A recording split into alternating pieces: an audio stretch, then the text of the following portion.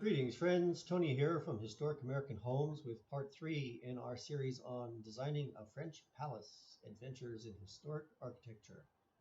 In this episode, we're going to look at coordinating the elevation with the ceiling heights and the floor thicknesses that we're going to need to make a structurally correct building, and also a few first thoughts on floor plan. We've got a couple of things to look at today. I'll try to keep this concise and to the point. We've got the front here pretty much fully modeled, although there are some things still to resolve, which I'm going to get to. For a start, this is just a front elevation here, and we don't know where the floor line actually is or what the ceiling heights are or anything like that. I've drawn this to scale based on the pictures we started with earlier. And I'm going to turn it around and show you what I've got going on back here. This is my thoughts on the decisions we have to make. Floor to ceiling height for the ground floor, the thickness that's going to be required for the second floor framing, and then a floor to ceiling height for the upper floor. And my first pass was to go with a 10-foot ceiling on the ground floor, and that seemed to be just right with the dimensions that were given for the elevation. So I think that the 10-foot ceiling is the right dimension to go there. The next question is, how thick does this floor need to be? We have some choices as far as how that can be done. I'll show you one that is pretty standard and the way a lot of framing carpenters like to work. This is a booklet from Truss Joist by Weyerhaeuser. Weyerhaeuser is one of the big lumber companies, and truss joists are floor framing that you can order. These are not sawn lumber. These are what they call engineered lumber. So they're lighter and stronger and straighter than sawn lumber, and generally a good way to go. You have these floor joists typically come in 4 depths. The deeper the joist, the stronger it is. They go from 9.5, 11 7/8, 14-inch, and 16-inch depth. And within each of those, you can get them in various strength grades. So this would be the depth I'm referring to, from this point to this point. They go from 9.5 to 16 inches. And in my experience, 11 7/8 or 14-inch depths provide a good depth, a good span, so that you can have a nice clear span. So I'm going to go conservative here, and I'm going to go with a 14-inch deep floor joist, and I'm going to put 7/8 inch thick plywood on top of that floor joist. That 7/8 inch is a little thicker than standard. 3/4 is standard, but 7/8 is available. You can go 1 1/8 inches, 1 1/4 inches. I think, though, that 7/8 is a good solution. It's a little stiffer than 3/4 inch, and it's not as expensive or as hard to install as the thicker ones. So that'll give us a floor depth of 14 7/8 inches. And that's what I've put in the model here. We've got from the bottom to the top 1 foot 2 7/8 inches. So the next thing to consider after that is the second floor height. And the first thing I did was I looked at where these openings which were based on the original drawing we were working from, that left me with the top of the window opening at 6 foot 4 1/8 inches above the floor. That's a rather awkward dimension. Standard door and window header height above the floor is 6 foot 10.5 inches, which allows 1/2 inch of gap at the top of the door or window, which would be filled with an insulation and caulk. So I usually draw them at 6 foot 10 inches, and that allows me to use a sort of standard size of door and window. So what I looked at was the dashed line there is 6 foot 10 inches above that floor. And what I did was on the two on the right side of the screen, I altered the elevation a little bit. We'll see it from the other side. But just to see how it would look, I changed 2 of them and raised them to that 6 foot 10 inch line. So they went up a little higher, and I left the others as they are so that we could compare. So if we're looking at the front here, what we're going to see, we need to keep in mind there's going to be a little iron railing in front of each of these. So what I did was I very simply raised these pieces at the tops of the openings. I made these little keystones a little shallower, and then I raised the sill by the same amount so that the actual opening size stayed the same. It just shifted upward a few inches. You can compare this one to this one here. This was the original from the original drawing, and this is the one I altered. And once we have an iron railing in front, this little piece here won't be so noticeable. So in my opinion, this to me looks perfectly fine compared to that. I don't feel like anything is wrong with the proportion of this compared to that. It all looks good. So I'm going to change these other openings to match the two that are on the left side here. And that will allow me to use a standard height for the second floor to set my door and window, the headers of my doors and windows.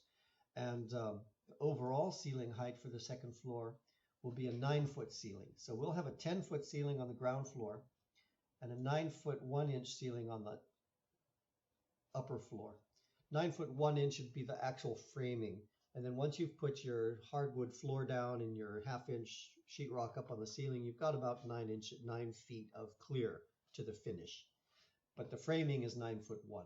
So those are the dimensions that I worked out. So that and some floor framing. So that assures me that dimensionally everything is in order, and we can make this facade here work with reasonable ceiling heights, floor framing thicknesses, and so forth. The last thing I'm going to look at now are some preliminary thoughts on floor plans. So this is just a facade, and in theory we could put any sort of floor plan behind it that we want. So but that's not what I'm going to do. I'm going to try to start by sticking with something very close to the original, and simply adapt the original floor plan to a fairly minimal amount to make it work for a nice house program. So before I get into that, before I show you the floor plan, I just want to mention one thing about it. This house, this is called La Lanterne, the lantern. And one of the things that makes it so unusual and gives it so much charm is that it's actually only one room deep. And the back of the house, which we haven't modeled yet, has windows that line with the front. So when you're standing outside looking at the front of this place, you can actually look right through and see daylight on the other side. You can see right through to the garden and back. So I kind of like that effect. It's really part of the character of the house. Let's take a look at the floor plan, and that might help to make it more clear. Let's go to this picture first. This is a picture that was done in the 1700s, at the time the place was built. And it was done as a kind of a ink wash, and so it's not really clear and easy to see, but I thought I could show you just a couple of points on it, and then we'll look at another floor plan that's more clear. So here's the entry front. Here's the courtyard in front. There's the gates along the road. Come in the front courtyard. That's the elevation we're seeing right there in the middle. And then these rooms have doors and windows opposite, so you can see right through, and you can see the daylight right through. And then in the back was the formal garden. On each side of the main house, there was a wing on each side, and the wings were only connected to the house by a wall with a gate in it. They were not internally connected. To get from one to the other, you actually had to go outside and back in the other. These were service wings, servants' rooms, kitchen. There was on the right side, they had 2 places for carriages. They had a stable for horses. They had a kitchen on the right side, and then on the right side, the kitchen and pantry and cooking related spaces here were connected by a passageway, enclosed passageway, to the dining room on the right side. On the left side, there were servants' rooms, and that was not connected to the house, just the garden wall. So now let's go to this image. This shows the 1926 condition of the building. It had been changed a little bit in the intervening years. A passageway had been added on the left, and so that the rooms on the left could communicate directly into the house via that passageway. The kitchen was still on the right side, pantry again connected by a passageway. They had a garage. This was the dairy and cows as opposed to a stable. And let's just look here a little bit more close up of the main block. At the moment, all we're concerned about is the main block. We have the entrance in the middle, which has a large entry hall. In those days, when this was built, the entrance hall was also a living room, a social space, and it was the first social space. So the people who were least intimate with the owners would be received in the entry hall. These might be, for example, tenants. If the owners owned farmland that they rented out, and if the tenants wanted to come to speak to the owner, they would be greeted in the hall, and the communication would happen in the hall. They wouldn't go any deeper into the house. So the hall was furnished with chairs and so forth. It wasn't just a front. It wasn't just a little vestibule you step into when you walk into the house. To the left is the drawing room, and that would have been where family friends could gather. So this would be more, the drawing room would be a more intimate gathering place. And then behind that we have a library. On the left side, on the right side, stairs going up, and then beyond that, beyond the stairs, the dining room, which is connected by this passageway to the pantry and kitchen. The passage on the left leads to a room called living room, and then flower room, servants' rooms. I'm not 100% certain in 1926 when this drawing was made whether the living room was used as an additional social space for the family or whether it was used as the living room for the servants. Could have been either way. I'm not sure, but anyhow, that was the condition in 1926. Now I'm going to scoot back over to this plan here because on this drawing I have I've taken the scale that was included in the book, and I've used red lines that I took from the scale and overlaid them onto the main block of the building so we could get some dimensions. These red lines are 5 feet apart. So from the outside face, it's 5, 10, 15, 20, 21 feet deep. So from the front to the back is 21 feet deep. And then on this scale, horizontally, I lined it up pretty close to center. So we have about 5, 10, 15, 20, 25, 30, 35, 37. I estimated it at 37 and a half, giving a total width of 75 feet. 37 and a half on each side. We have, so if this is 21 feet front to back, this room is approximately square. Given the wall thicknesses, that's probably about 18 foot square. This is about 10 by 18 on the far left, the room called library. The entry hall is a little wider. The entry hall is about 10 feet wide, 10 by 18. So the library is a little narrower, maybe 8 or 9 feet wide.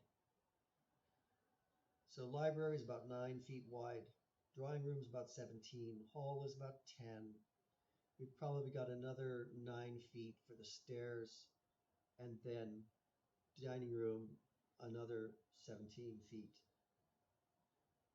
That's the way the existing floor plan is laid out. So I'm going to start in the next video. I'm going to start exploring some floor plan arrangements, figure out the program I want, and work on some floor plan arrangements, keeping this basic scheme in mind. I may not stick to this exact scheme in the end, but I want that to remain the starting point. And I am going to look into doing some kind of wings. Now, they're not going to be anywhere near as long as these wings. This makes quite a magnificent courtyard, but this is huge, way bigger than I have in mind for the program I want. So what I'm thinking of doing is devising a wing on each side, with on one side of the wing on one side will contain a garage connecting to the kitchen and family room side of the house, and the wing on the other side to balance it will be a master bedroom suite. So there will be a ground floor bedroom suite, which is something I like to do on larger floor plans. I think it's really a good idea to have ground floor sleeping space, because as people age, it's often convenient not to have to negotiate stairs.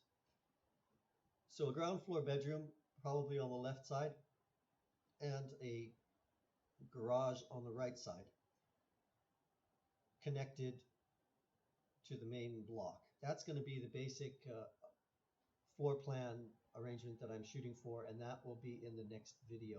But I want to keep that in mind as I'm starting to work out the central bay, the central block as well. So I guess that's enough for this video. That's enough information in one video. This gives you an idea where we've come in terms of finishing out the front elevation and the direction, and how we're going to translate that elevation into a workable schema behind which we can create floor plans that work for us. I hope you enjoyed that.